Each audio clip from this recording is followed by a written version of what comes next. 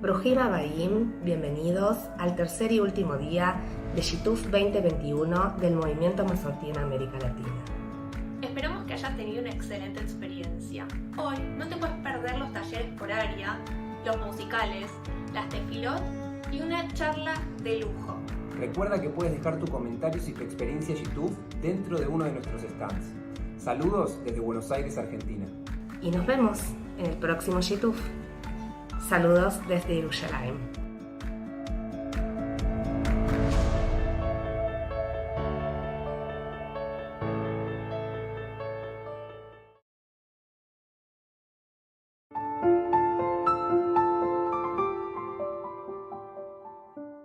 Hoy es Rosh Chodesh Tammuz, el comienzo de un nuevo mes en el calendario judío. Hay una serie de salmos del 113 al 118 que se recitan durante la mañana en nuestras plegarias en este día especial para nuestro pueblo. Estos himnos de alabanza hacia Dios fueron escritos por el rey David. Como presidente de la AJL, la Asociación de Hasanim Latinoamericanos, alumni del Seminario Rabínico Latinoamericano y en el marco de Shituf Masorti Amlat 2021, quiero dar la bienvenida a nuestros colegas que nos deleitarán con hermosas melodías, haciendo honor a la belleza de los salmos de alabanza. Que lo disfruten. Somos Masorti.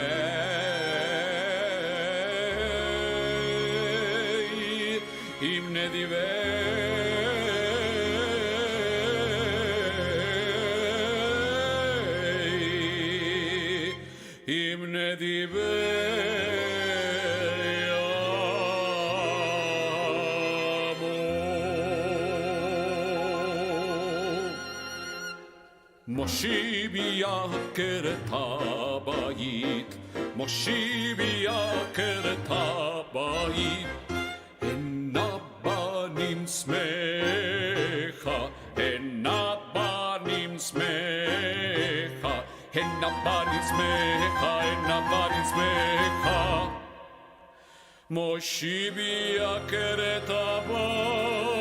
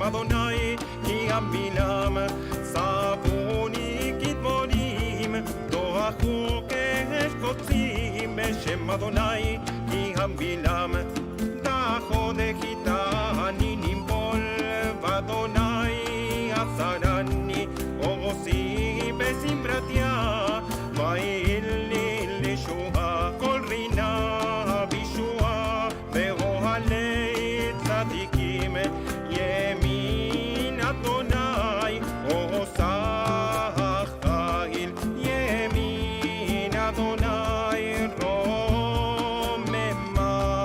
ימין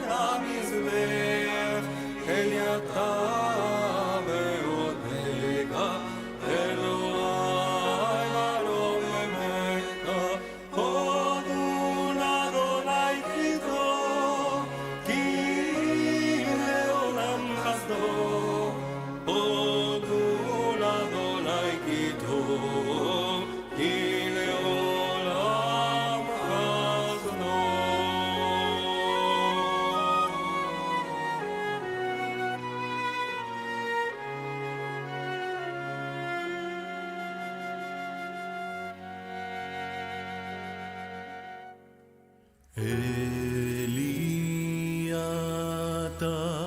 veodeka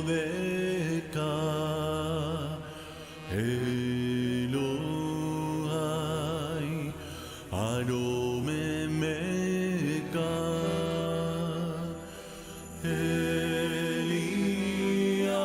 Eliata veodeka Elohai anomemeka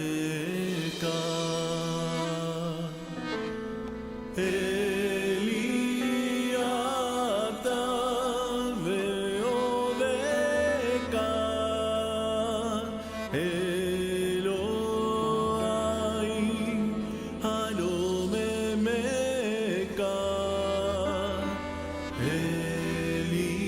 Eliata veodeka Elohai anomemeka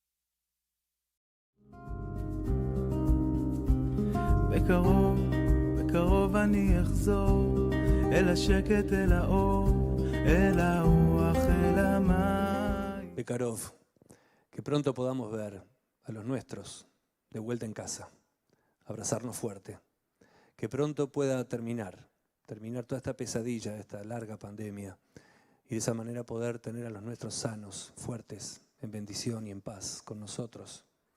Bekarov, que pronto podamos reabrir nuestras comunidades, nuestros Batei Knesset, nuestras escuelas, y volver a vivir la belleza de nuestro judaísmo, la potencia espiritual de nuestras Keilot, nuestra música, nuestra tfilá, nuestra Torá. Bekarov, que pronto nuestro movimiento Masorti, se vea más unido, rejuvenecido, fuerte y potente que nunca. Bekarov, por sobre todas las cosas, Bekarov podamos vivir, ver, sentir y ser paz en Israel. Shalom al Israel.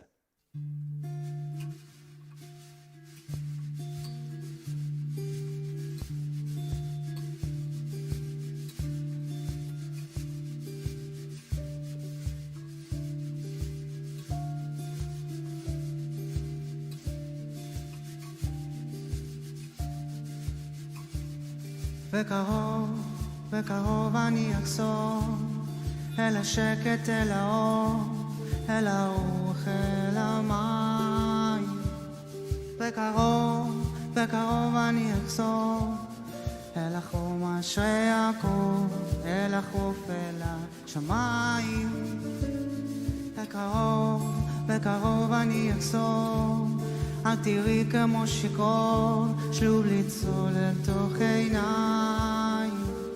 בקרוב, בקרוב אני אחזור, זמן שחיכינו יעבור, ויפתיע אותי אליי. כי מרחוק גם כמה שמש מאירה, בכל יום אבל שונה, קצת דומה, קצת אחרת. כי מרחוק הימים והלילות נשטפים בזיכרונות, שמעת יפה ואת צועקת.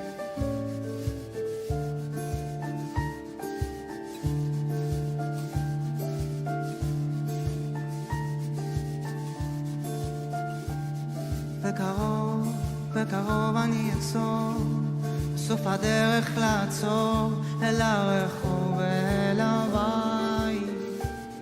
בקרוב, בקרוב אני אחזור, דלת אחרונה לחזור, ואל לספור משרותיי. כי מרחוק גם השמש מאירה, בכל יום אבל שונה, קצת דומה, קצת אחרת. כי מרחוק הימים והלילות נשטפים בזיכרונות, שמעת יפה ואת צוחקת. כי מרחוק גם השמש מאירה, בכל יום אבל שונה, קצת דומה וקצת אחרת. כי מרחוק הימים והלילות נשטפים בזיכרונות, שמעת יפה ואת צוחקת.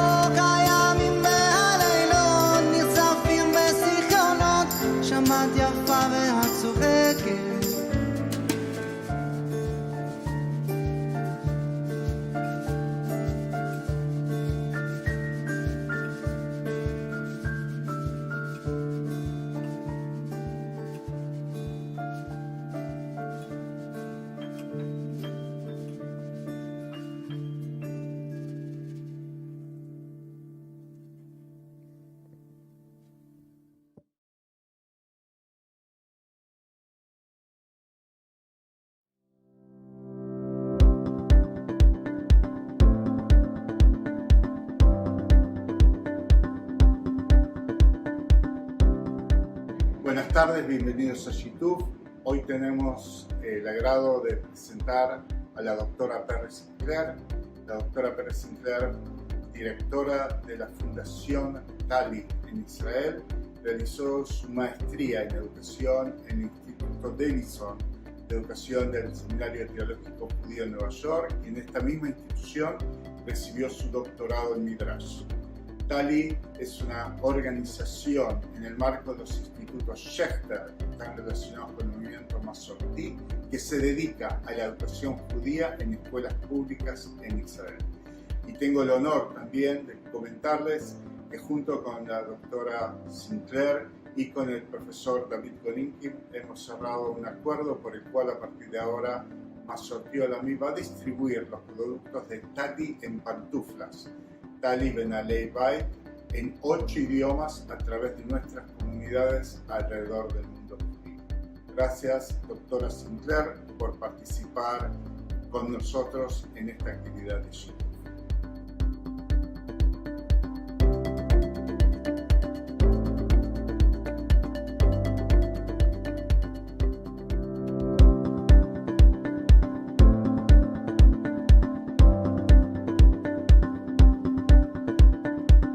Welcome to the Shechter campus. It's home to the Shechter Institute of Jewish Studies, the Shechter Rabbinical Seminary, the Tali Education Fund, where I work, and Midrashet Shechter.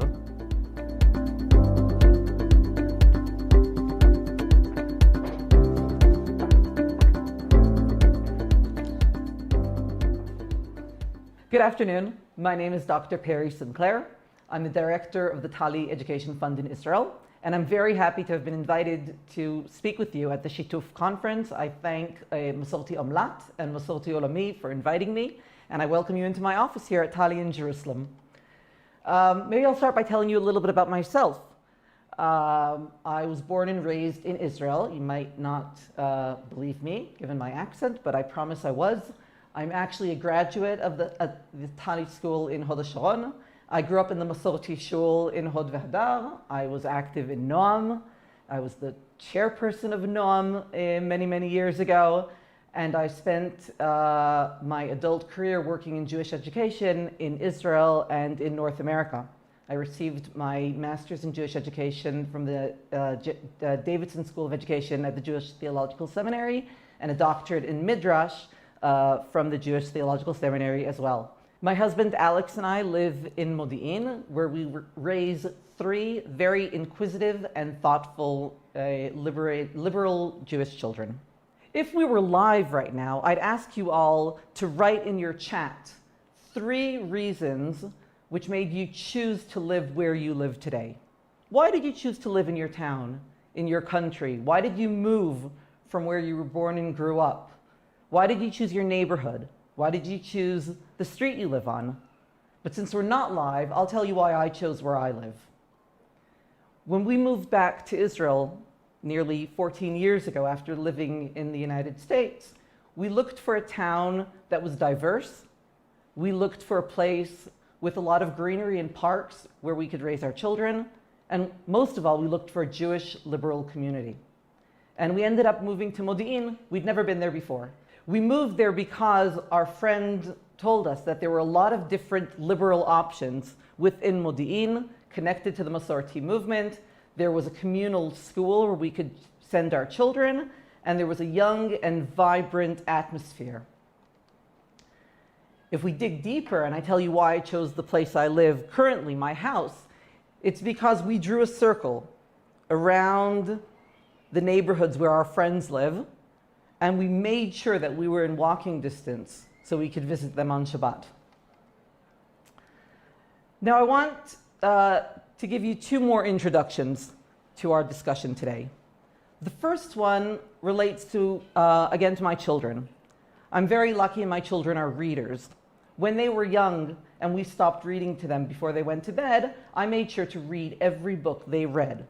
So if they read Harry Potter, I read Harry Potter, which I admit I really enjoyed. If they read Greek philosophy, I read Greek philosophy. If they read Heroes of Olympus, I read the Heroes of Olympus. And if they read, whatever, the Wimpy Kid, I went and read the Wimpy Kid. And I did these things because I wanted to be a part of their conversation. I wanted to be able to talk about what was on their minds when we sat together for dinner. That's the first introduction. The second introduction is to share with you something about an exhibit in the Diaspora Museum. Now, for fair disclosure, I used to work there. I was taken there for the first time when I was 8. My father took me on a date to the Diaspora Museum when I was 8. So you can picture the house I grew up in. And I was really taken by the models of the synagogues in the community section of the museum.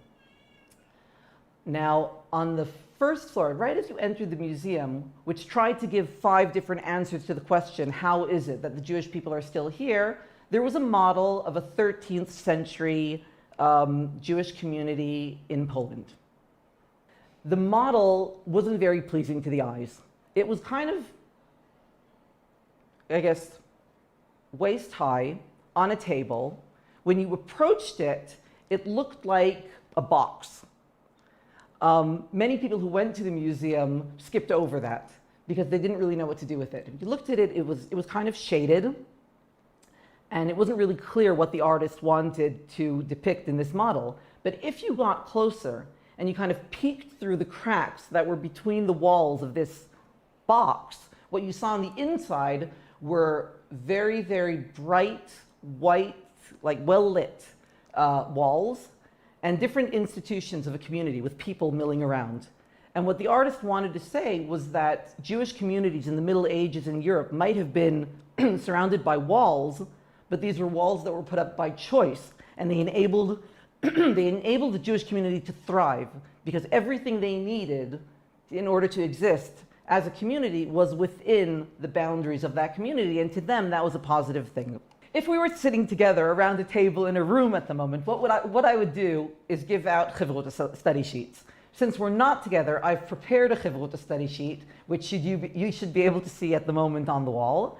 And what we'll do is we'll read it through together, and I guess I'll talk about it, but I'll ask you to reflect on the things that are in that text.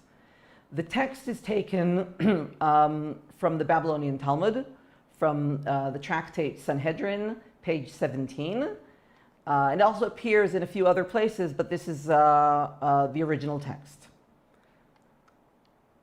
And it is taught in a Baraita, which is a Mishnaic text from the period of the rabbis around the 2nd century AC.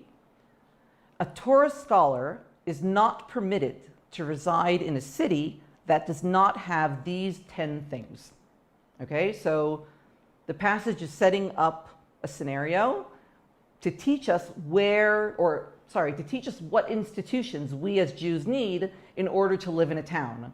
More accurately, it's talking about a Talmid Chacham, right? A sage. What does a sage need in the town he's going to live in? Again, if we were together, I'd say, turn the page over and let's think what these 10 things might be. Okay, so if we reflect back on my story, why I chose the town that I live in, these 10 things might be cleanliness, they might be parks, they might be schools, maybe a good bus system, right? Good transportation system to get from point A to point B, maybe centrally located, right? Again, Modi'in is right in the center of town. We're equidistant from Tel Aviv and from Jerusalem. Okay, but we're back in the text now in the Talmud. Here are the 10 things. A courthouse that has the authority to flog and punish.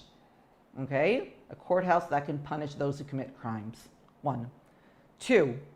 A charity fund for which monies are collected by 2 people and distributed by 3. So the community needs to have a tzedakah organization, right? And the tzedakah organization has to have more than 1 person in charge of collecting the money, right? So there has to be a responsible organization, a responsible committee, and 3 people that give it out, again, to make sure that things are given out equitably. That was 2.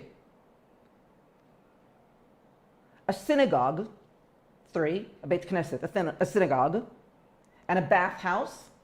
Okay, this is the Talmud. We need a bathhouse. There's no running water in the houses, so we need a place to maintain cleanliness. Maybe a mikveh. a public bathroom. Again, people didn't have running water in their homes. A doctor, and a bloodletter. Okay, Rashi says that the doctor is the mohel, and the bloodletter is a function that had to do with healing in that period, and a scribe. Okay, someone to take notes and to record what goes on in the community, and a ritual slaughterer, a shochet, so they could have what to eat, and a teacher of young children. There's my school. They said in the name of Rabbi Akiva, the city must also have varieties of fruit, because varieties of fruit illuminate the eyes. Maybe that's the playgrounds that I spoke about. So these are 10 things that a community needs to have if all you sages want to go and live there. The questions that I would ask if we were together again would be, what institutions does your community offer? Okay, what institutions does your community offer today? And I understand that I'm facing rabbis and cantors and community leaders and lay leaders. What institutions do you offer your communities? And then the second question would be, what other institutions should a 21st century Jewish community offer? What things do we not offer today that maybe we should be offering our people? So speak amongst yourselves, or think amongst yourselves. Our communities today aren't the same communities that were depicted in that shtetl, in the model that I showed you a few minutes ago. Some of our communities aren't even geographically connected. Some of our communities are dispersed, right, across regions, across towns, countries. Masorti Amlat is all over South America.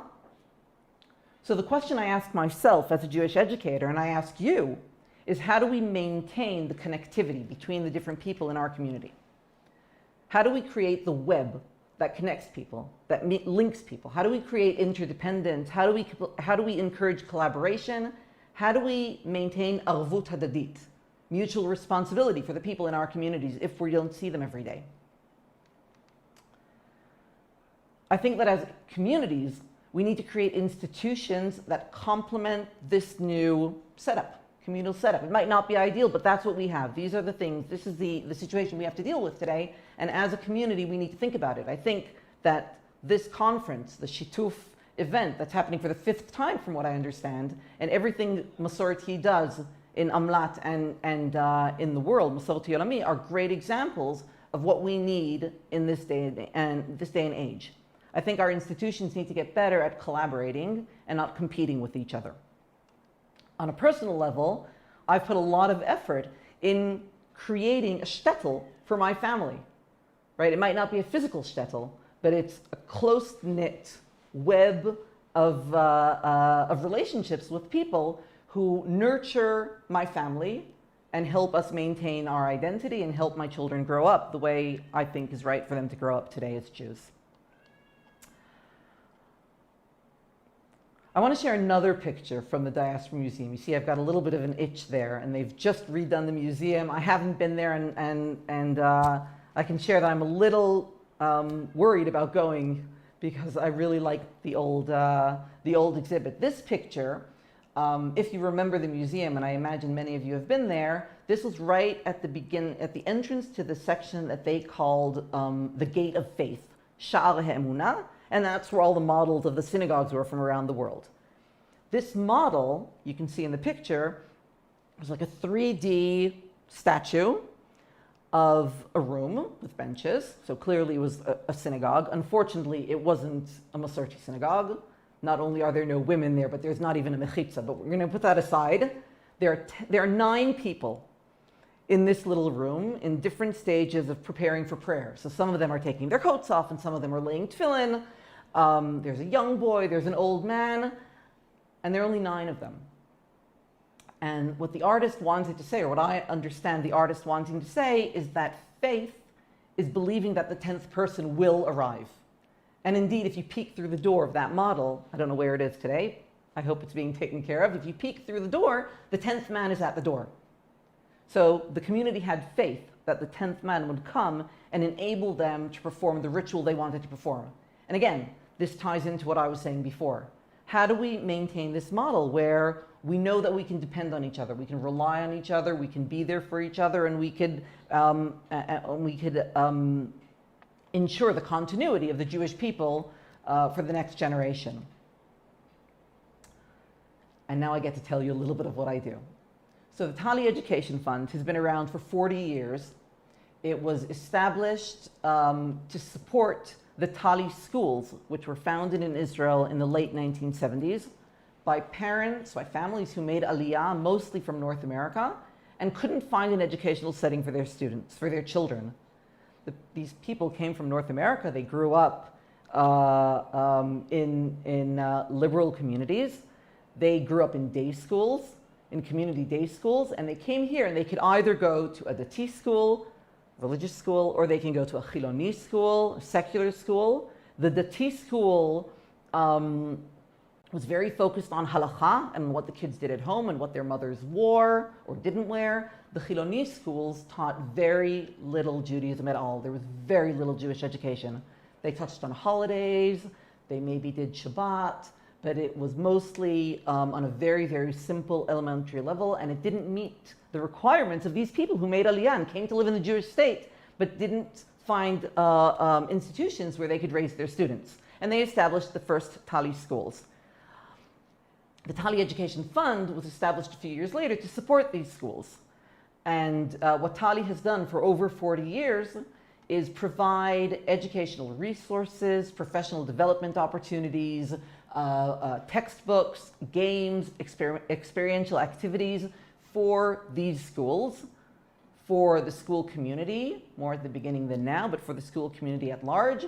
Tali is also linked with Tali Amlat. I imagine some of you might be familiar with Tali Amlat, and I'm very proud that we have that connection. And we've also provided materials for schools in North America, and today we're writing educational resources for communities in Europe as well. So that's what Tali did. We mainly focused on the formal educational setting. I think the COVID pandemic, which we've all lived through together, and some of us unfortunately are still struggling with more than others, brought our children's education back into the home. It brought our children's schools into the living room, onto the dining room table, whether we liked it or not. As parents, and now I'm speaking as a parent and not as a professional, we became more involved in our children's education. I think for some people this was a natural, a natural thing, and for others it was a real shock to the system. I think it was a reminder that our children's education is our responsibility. You can't just send the kids off to school and expect them to come home, fully molded and taken care of and educated. So over the past year, Tali has created new platforms in order to try and bridge the gap between school and home. And in general, it's one of the things that I see as our mission for the coming years. I think that, I strongly believe that our culture is very rich and vibrant. It's intellectually challenging, it's spiritual, it's all-encompassing, and all we have to do is open the door and let it in. The homeschooling, essentially, that we experienced during the COVID pandemic reminds me of the children's books that I read, that I told you about earlier when we first started. It gave us a glimpse into what the children do in school, into their formal education, and as an educator, provided me with an opportunity, us at Tali, with an opportunity to create those bridges between what happens in school and what happens at home. There's an old saying, it takes a village to raise a child. I think that's all the more true when you talk about a Jewish child. It really takes a village. What we did at Tali was we seized this opportunity and we created a new platform for family education, which we called At Home with Tali, or in Hebrew, Tali B'nalei Bait, Tali in slippers. The goal of these materials were to reach in to everyone's home or to anyone who opened their door and offer them resources that deal with the new Jewish months and with the value that arises from that month. So in the month of Shvat, when we started in January, we spoke about relationships, which tie into Tu B'Shvat, the relationship with the land. It ties into what in Israel is Yom HaMishpacha, Family Day, the relationships within the family. Shvat. In Adar, we spoke about power. It stemmed from the book of Esther, Megillat Esther, and talked about power, when we use power in a positive way, when power is possibly negative. Again, tying in to family dynamics and things that happen at home. Shvat Adar, Nisan. In the month of Nisan, we spoke about memories. Again, tying into Pesach and the Seder and telling our story, V'higadet lemincha. We spoke about memories in general. In the month of Iyar, in which we celebrate Yom HaAtzmaut in Israel and we remember the fallen soldiers, we spoke about home, the idea of home, a national home, a personal home, a community, a communal home. And in the month of Sivan, we spoke about presents, about gifts, stemming again from the idea of bikurim in Shavuot, and what gifts we give, different types of gifts in Jewish tradition and at home in our families. For the month of Tammuz, I don't know what we're talking about yet. It's actually being written these days since I'm filming this 2 weeks early, and you should receive it tomorrow morning. The idea, again, was to create this bridge, right? It's a tool which schools could tie into and then send home to the families who can connect, right? Who can link into the ideas being discussed in school and really bring it home. It's not a textbook, right? It's a digital platform. You don't have to read it cover to cover. You can pick and choose. There are fun activities, there are short videos. Really, there are a lot of different avenues, a lot of different paths that different families could tie into in order to bring the Jewish conversation into their home, into their house. I thought I'd share something from the edition that we put out in Sivan, which will maybe give you a picture of Tali's outlook, how we see education, how we see Jewish sources, and I thought you'd like it. I did.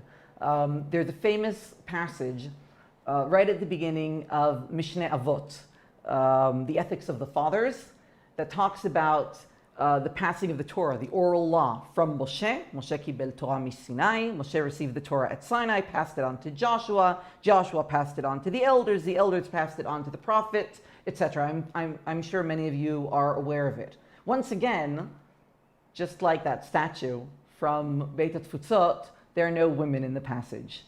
Obviously, it was written thousands of years ago in a patriarchal society, and that's the text we received. But what we did in Tali at home, in Tali B'Naalei Bayit, is we brought a midrash, which was written by a female rabbi by the name of Rinat Tzfania, who took this midrash and adapted it to the Torah that Miriam received at Sinai and passed it on to the daughters of Tzlofchad, who passed it on to Dvorah, the prophetess, who passed it on to Ruth, and so on. The end of the passage in Pirkei Avot, in the Ethics of the Fathers, is V'ha'amidu talmidim harbe, train many students and make a fence for the Torah, right? Protect the Torah. The end of the midrash that Rabbi Tzfania wrote reads, V'ha'amidu talmidot harbe, have many female students, V'asu drash la Torah, and learn the Torah and teach the Torah and drash the Torah and elaborate the Torah and make the Torah your own, essentially. And that's one of the main things that Tali education promotes. We promote a deep understanding of Jewish text, right? Passing on Jewish literacy to the next generation, but also embracing our tradition as our own, making it our own, and finding ways to make Jewish tradition, Jewish life, Jewish ritual relevant and meaningful to who we are and where we are today. I think, again, the challenge that we face today as parents, as educators, as community leaders, as Jews, is strengthening the ties between us, building sustainable communities that have what to say to our communities, that have what to say to our people, that have what to say to our students, there's nothing we can do about it. Our communities and our tradition has to compete with a lot of other things that go on in our students' lives, and we need to provide a culture, a vibrant lifestyle, which will engage them and want them to be a part of it. We have to create engaging, meaningful educational opportunities that people will want to choose to be a part of, and we have to do it together. We have to bring the schools and the communities and the synagogues and the people together to weave that web that once was held up by a wall, by a geographical, physical wall. We need to weave a virtual web so we can continue to do this together. Before we end, I just want to say a few words about this past year. I think we've all had a really rough year. And I know that the COVID pandemic is still very bad in Latin America. And I really appreciate your time spending it here with me and at this conference during these times. I think the world is in need of healing, of refuah, refuat nefesh, healing of the soul, refuat guf, healing of the body, around the world, in Israel. I hope that the next time Shituf comes together, it's in person.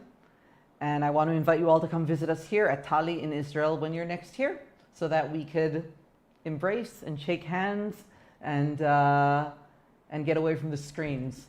But given that this has been on screen, I want to thank you for your time and wish you a great rest of the conference.